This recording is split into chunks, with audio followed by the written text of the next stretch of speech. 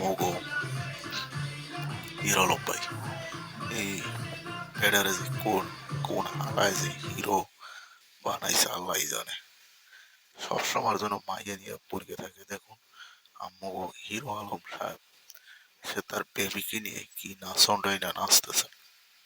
আসলে এইটা আসলে কি কমু, আসলে মহিয়ান যা আয় হ্যাঁ তো মুই কইতে পারি না, কারণ মুই একজন মুই মুরব্বী হইয়া কিন্তু সব কথা সব জায়গায় সাজে না। তাই আমি যে কথাটা আসলে কইতে চাইতেছি যে বেটা আর কত মধু খাবে।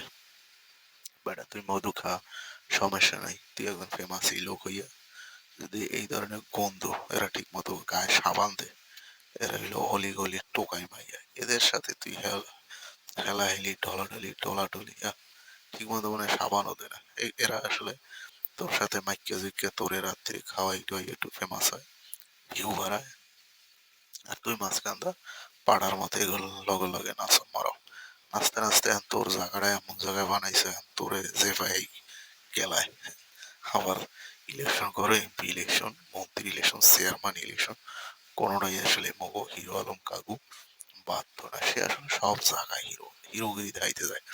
এর জন্য মাঝে মাঝে এমন কেলানি খায় যে হাসপাতালে 7-8 দিন শুয়ে থাকে।